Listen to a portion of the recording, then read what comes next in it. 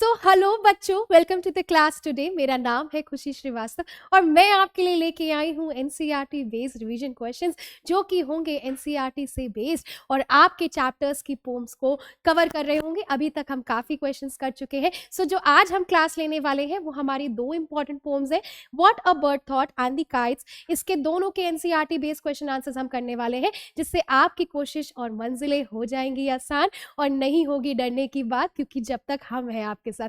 मेरा नाम है खुशी, जैसा कि मैंने पहले बोला आपको। चलिए शुरू करते हैं। What will be the topics will be covering today in the class will be what a bird thought and the kites। ये दो टॉपिक हम आज की क्लास में कवर करने वाले हैं। इन दोनों की पोम्स के हम आपके क्वेश्चन आंसर्स जो है कवर करेंगे।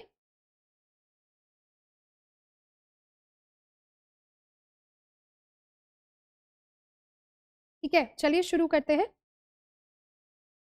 Right whether the following sentences are true and false. हम कोशिश करेंगे कि बच्चों आपका वो टॉपिक, वो कंटेंट्स, वो सारा कवर करें, जिससे आपके लिए जो क्वेश्चंस है, प्रॉब्लम्स है एग्जाम्स में जो अभी तक आ रही हैं वो अच्छी हो जाए और आप अच्छे से, बहुत अच्छे से मुस्कुराते हुए ऐसे ही एग्जाम में अच्छे अच्छे मार्क्स लेके पास होके आए।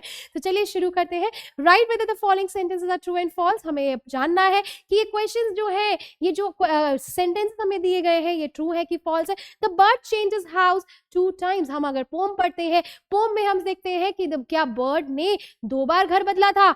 हाँ, बदला तो था 2 बार। कैसे बदला था? पहली बार उसका घर क्या था? That was a small egg. वो छोटे से एग में रह रही थी, अपनी मम्मा के एग में, जिसमें वो उसके बाहर कुछ नहीं दिख रहा था, पेल बिल्कुल येलो ब्लू कलर का। एंड उसके बाद जब वो उससे निकलती है, she comes over the nest, उस नेस्ट में आ जाती है और नेस्ट में आने के बाद फिर वो she comes out and see over there tree में क्या था? She was all having the leaves only. So indirectly उसने घर कितनी बार बदला? 2 times she actually change it. तो यहाँ पे द आंसर इज ट्रू, है ना? The answer is true. Next आ जाते हैं। The neighbours tells the bird about the world. क्या नेबर्स ने बताया था बर्ड को कि वो भैया दुनिया कैसी है? नहीं, उसने खुद देखा था जब वो बाहर निकली थी, और उसके नेबर्स को भी, एनिमल्स को भी, डिफरेंट बर्ड्स को भी नहीं पता था कि how the word is made up of and what is actually the word about it. So here it is false. चलिए आ जाते हैं नेक्स्ट क्वेश्चन पे, जल्दी से, देर ना करते हुए, क्योंकि बहुत सारे क्वेश्चंस हैं। Read the following lines from the poems and answer the question below. I thought, ये हमें कुछ लाइंस दे दी गई है। पहली लाइन दी गई है कि I thought the word was made of straw and nestled by the mother. जो मम्मा है वो नेस्ल कर रही है और छोटी जो दुनिया है वो स्ट्रॉ से बनी हुई है। स्ट्रॉ मतलब भाई नेस्ट में जो भी हमारा स्ट्रॉ रहता है।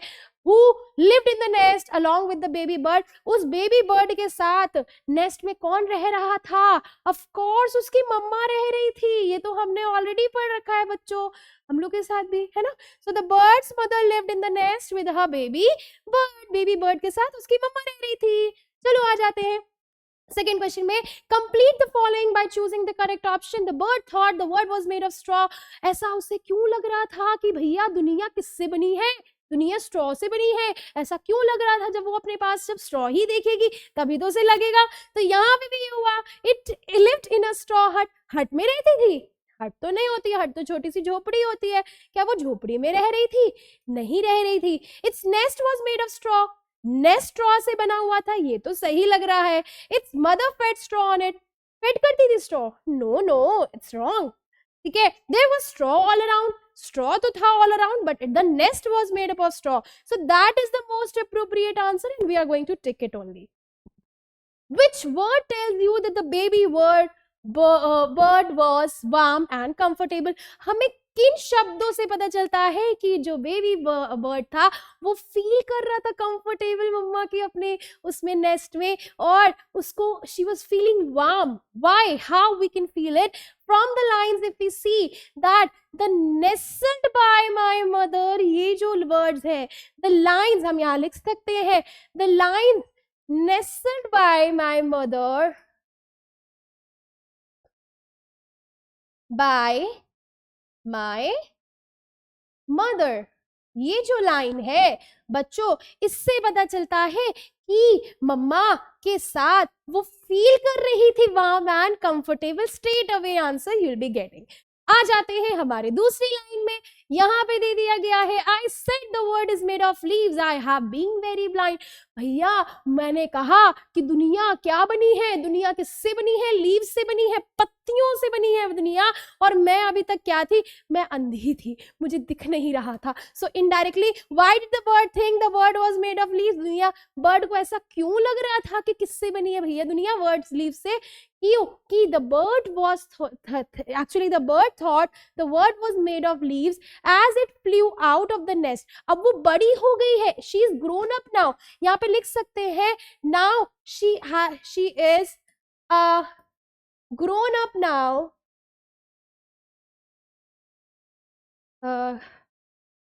यहाँ पे पॉइंट ऐड कर सकते हैं because she is a grown up now and now she can fly away from her nest, so that's why when she comes out of the nest she sat on a tree only to see that what the tree was made up of, it was made up of leaves all around, and that was she was able to see when she came out of that tree।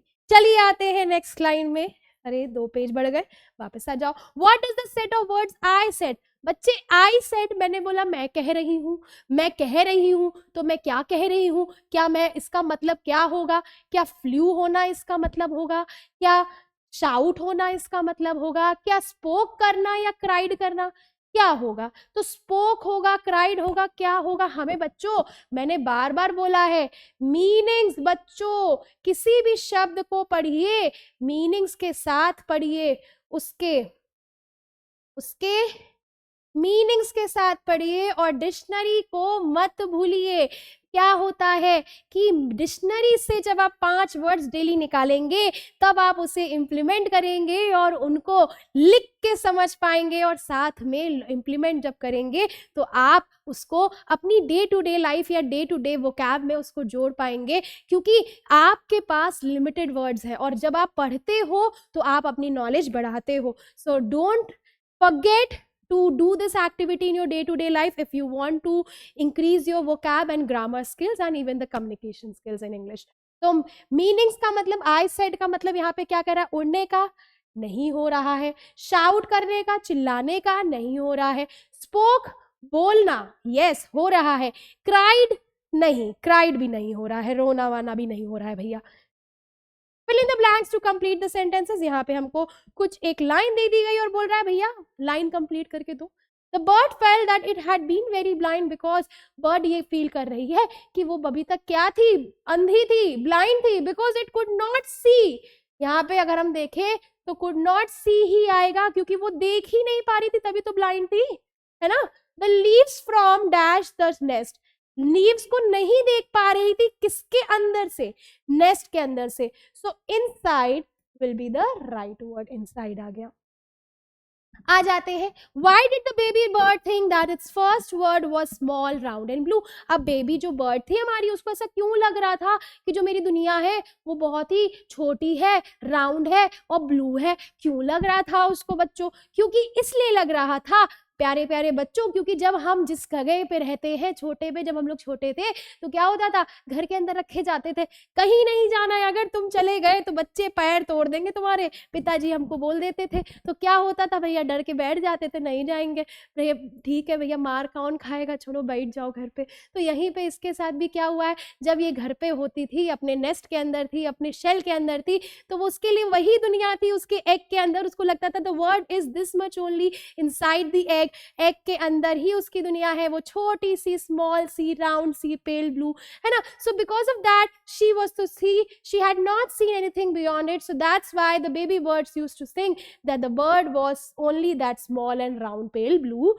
Shell. इसीलिए उसको ऐसा लगता था कि जो दुनिया है वो उतनी ही छोटी, small, round, pale blue colour की है।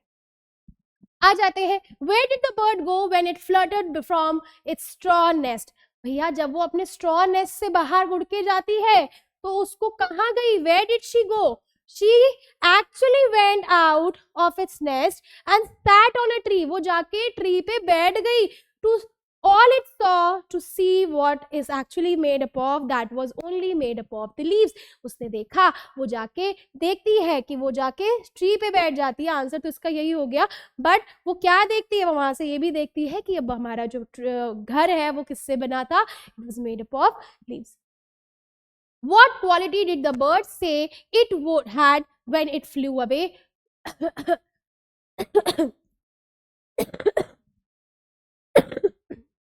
बच्चों आपने बोला था डिटर्मिनर्स भी आपको चाहिए. I try to make a video on determiners so that आपका डिटर्मिनर्स भी कवर हो जाए एग्जाम्स के लिए एंड आपके लिए इजी हो जाए डिटर्मिनर्स. चलिए आ जाते हैं. What quality did the bird say it had when it flew away? The bird baby bird had turn adult as it says, quite fit for grown-ups labors when it flew away from the tree leaving her initial home.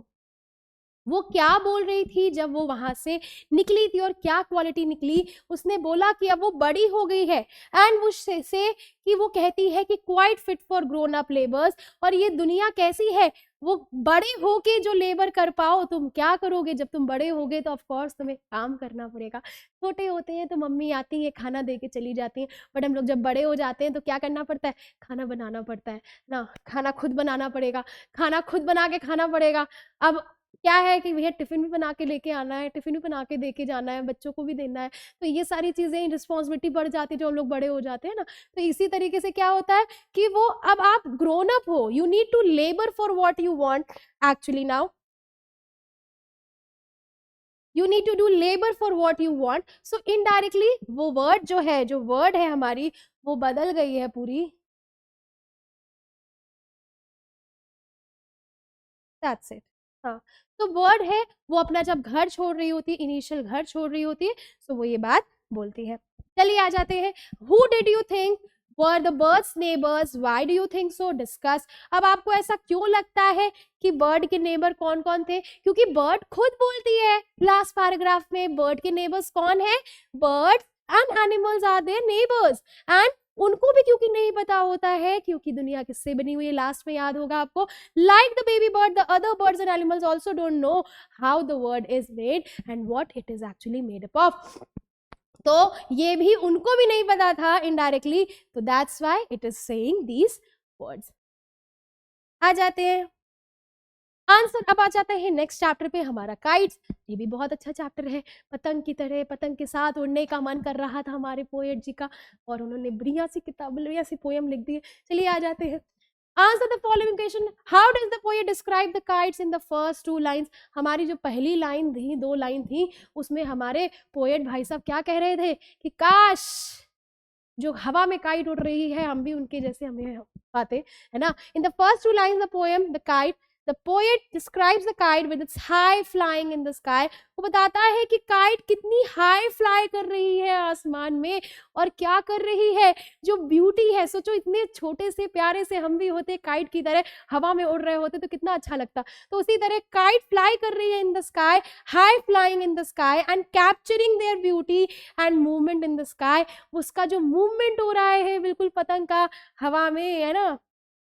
हमारी जो पतंग जी हैं ऐसे उड़ती है, सो ये हवा में उड़ रही है, हवाएं चल रही है और वो विंड में बिल्कुल बह रही है. बच्चों ये जो मूवमेंट आता है, याद है जब हम लोग गाड़ियों में होते हैं, हवा चल रही, लगता है बस हवा में बिल्कुल हवा निकाल के बिल्कुल मुंह में, कहते ना जब बिल्कुल गाड़ी चल रही होती है स्पीड में तो लगता है हवा में हम भी शायद चेहरे की तरह हवा में उड़े, बिल्कुल मजा आता है. सो उसी तरीके से बच्चों जब हम लोग का मन करता है, उसी तरह वो बच्चे का मन कर रहा था कि वो क्या करे, वो काइट के साथ हवा में बिल्कुल जैसे काइट एंजॉय कर रही है वो wind and movement in the sky, उसी तरह हम भी करें. तो फर्स्ट 2 लाइन्स में वो वही बताते हैं कि हाई फ्लाई कर रही है, कितना ज्यादा कैप्चर कर रही है वो beauty and the movement in the sky जितना वो कर रही है.